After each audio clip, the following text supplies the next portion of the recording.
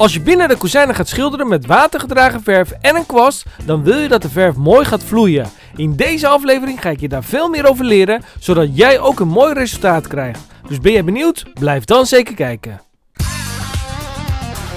Schildersbedrijf Edens, de vakman voor uw woning.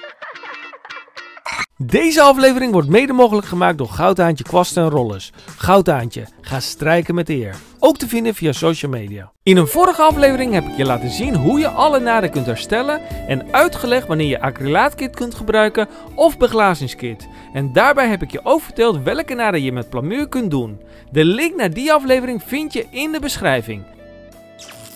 Ik heb je daarna laten zien hoe je de kozijnen kon spuiten met een heel simpel apparaat. Daarvoor gebruikte ik een doe-het-zelf apparaat van Wagner. Veel klussers zien die liggen in een bouwmarkt en willen weten hoe ver je komt als je zoiets gaat toepassen. Ik heb er zelf al veel leuke dingen mee gespoten. In de aflevering waarin ik de kozijnen ging spuiten heb ik je veel meer verteld over waar je op moet letten als je dit gaat doen en wat de voordelen en nadelen zijn. Wellicht wegen de voordelen voor jou zwaarder dan de nadelen en kun je dit ook doen met een simpel apparaat.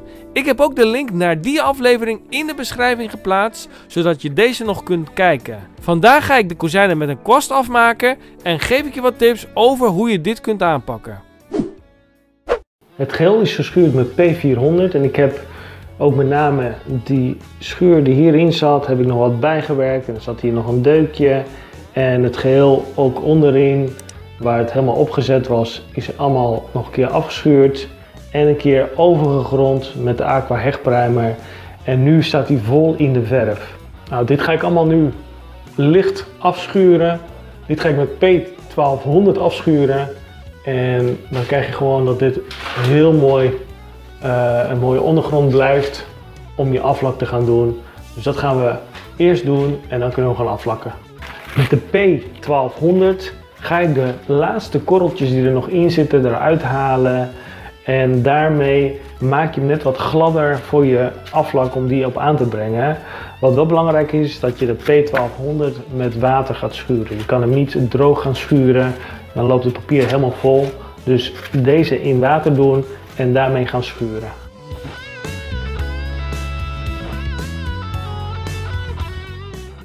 Als je hier naar kijkt, dan zie je dat die glans van de grondverf er nog in zit. Die gaan we helemaal uitdoffen, zodat dit eruit gaat.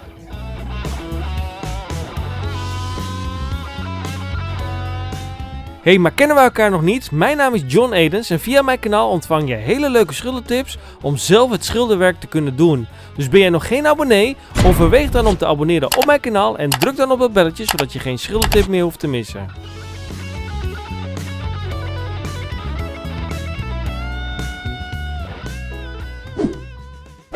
Nou, de ondergrond is nu helemaal mooi glad geschuurd. Er zitten geen pukkeltjes of wat dan ook meer op. En dan heb je dit als ondergrond voor je aflak. Dus we gaan zo direct aflakken. Hey, even het volgende. Heb je ooit problemen gehad bij het schilderen van buitenkozijnen en had je graag wat meer informatie en tips gehad?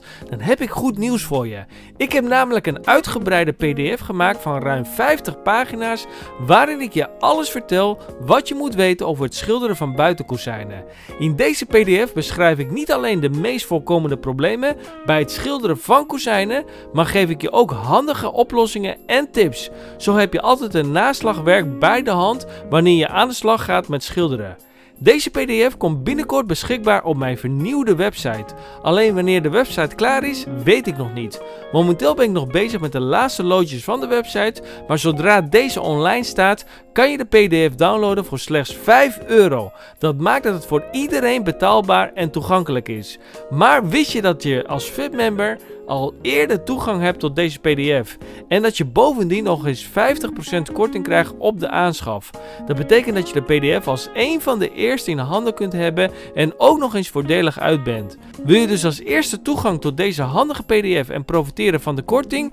Meld je dan snel aan als VIP-member via de link in de eerste reactie. Als bonus kan je na aanmelden ook nog eens gratis een handige checklist downloaden die jou helpt bij het starten van jouw schilderproject. Maar let op, deze kans is eenmalig en zodra de PDF beschikbaar is op mijn nieuwe website, vervang ik de link in de eerste reactie naar de website waar je de PDF alsnog kunt downloaden. Maak dus snel gebruik van deze exclusieve aanbieding om VIP-member te worden en zorg dat je als een van de eerste beschikt over deze waardevolle informatie. Via de nieuwe website kun je straks natuurlijk alsnog VIP-member worden voor toekomstige nieuwtjes en aanbiedingen. Dus hou de website in de gaten. De plafonds zijn hier afgewerkt, die zijn klaar. Vervolgens ga ik het houtwerk allemaal aflakken en als dat klaar is, ga ik de muren afsausen. En waarom ik dat nu omdraai, want normaal gesproken zeg ik maak eerst de plafonds klaar, dan de muren en dan je houtwerk. Ik heb het nu omgedraaid omdat ik je ga leren de volgende keer hoe je nou een mooie lijn kunt maken van het plafond naar de muur toe. Dus als je twee kleuren hebt, hoe krijg je daar een hele mooie strakke lijn? En dat ga ik je volgende keer vertellen in een andere aflevering. Wil je dat zeker zien? Zorg dat je even hieronder abonneert op mijn kanaal, zodat je dit soort dingen gaat leren en de fijne kneepjes eruit gaat halen. Ik ga nu eerst het kozijn aflakken en dan kun jij straks zien hoe het is geworden. Een van de redenen waarom de klant dit geschilderd wilde hebben, is omdat ze zelf ooit dat hebben gedaan, ook met water gedragen. Alleen ze vonden de vulling vonden ze heel dun, heel waterig eruit zien. En dat vonden ze gewoon niet mooi. Dus ze vroegen of ik dat wilde doen. En daarom doe ik dat met de Aqua Hoogglans van Wijzenol. Deze is heel vol, er zitten veel betere bestanddelen in, waardoor je eindlaag uiteindelijk ook veel mooier en veel beter eruit zal komen. En nu zeggen ze ook alleen al door de grondverf, het lijkt veel dikker, het lijkt veel voller. Nou, dat klopt ook wel, want de bestanddelen zijn heel anders dan die je koopt bij een bouwmarkt met een goedkopere kwaliteit. Nou, deze gaan we nu aanbrengen. Ik pak de hoogglans. Je kunt eventueel de zijdeglans pakken. De zijdeglans is gemaakt van een acrylaatbindmiddel. De hoogglans is gemaakt van een alkiet. Dus die bestanddeel is weer anders. En je zult zien dat die gewoon straks heel mooi door gaat vloeien. We gaan deze aanbrengen. En als ik klaar ben, dan kun jij zien hoe die glans er is, ook omdat we hem nu eigenlijk hebben geslepen met P1200, zul je zien dat die glans daardoor gewoon mooi eruit gaat komen.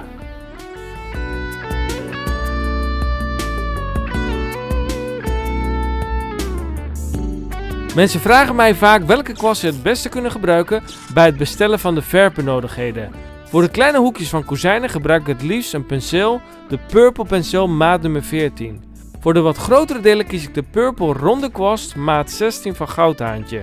Bij bredere vlakken gebruik ik de platte Purple kwast maat 2,5 inch ofwel de 6 cm breed. Voor nog grotere oppervlakken gebruik ik een Microstar rolletje met 5 mm haar.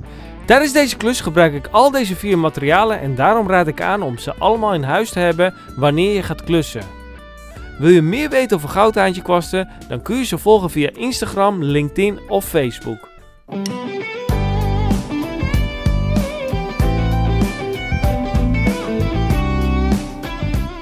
Breng voldoende verf aan als je met watergedragen verf aan de slag gaat.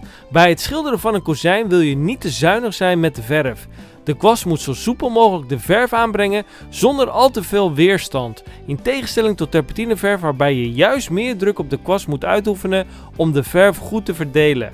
Het is een kwestie van gevoel en ervaring omdat je het ook niet te dik wilt aanbrengen en daardoor zakkers op je kozijn gaat krijgen. Probeer altijd heel licht de laatste streek met de kwast te doen, zodat je zo min mogelijk strepen krijgt. Bedenk wel dat de verf altijd even de tijd moet hebben om door te vloeien. Het is daarom belangrijk dat de temperatuur in de woonkamer goed is. Ik probeer altijd een temperatuur van ongeveer 20 graden Celsius te hebben, zodat het niet te warm is, maar wel voldoende om de verf goed te laten vloeien. Als het te koud is, is de kans op zakkers zeker aanwezig. De tape die ik hier van de ramen verwijder is de Kip Tape 3373. Dit is het broertje van de Kip Tape 3308 die ik normaal gebruik voor mooie scherpe lijnen. Het enige verschil is dat de Kip 3373 wat extra vezels heeft, waardoor deze sterker is en niet snel kapot gaat wanneer je de schilderstape van je ramen verwijdert. Je ziet dus ook dat er geen lijmresten achterblijven. Alle materialen die je in mijn filmpjes ziet, kun je via mij inkopen. Met jouw bestelling kan ik weer nieuwe filmpjes maken om jou verder te helpen bij het klussen. Bestellen kan via info@schildersbedrijfedens.nl. In de beschrijving vind je meer uitleg.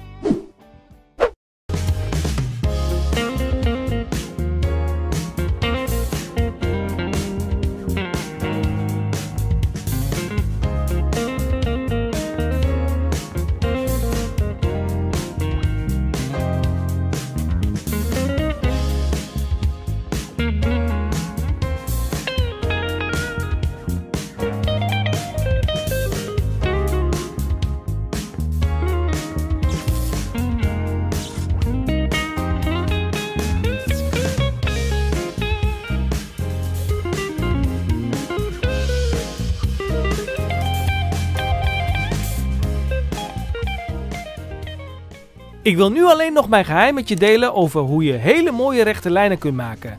Daarvoor verwijs ik je graag naar de video die in het midden van het scherm verschijnt. Klik erop en ontdek de 2 manieren om mooie lijnen te schilderen. Meld je snel aan als VIP-member via de link in de eerste reactie als je de PDF als eerste wil bemachtigen. Abonneer je ook snel voor meer handige tips. Ik zie je in de video hiernaast. Adios!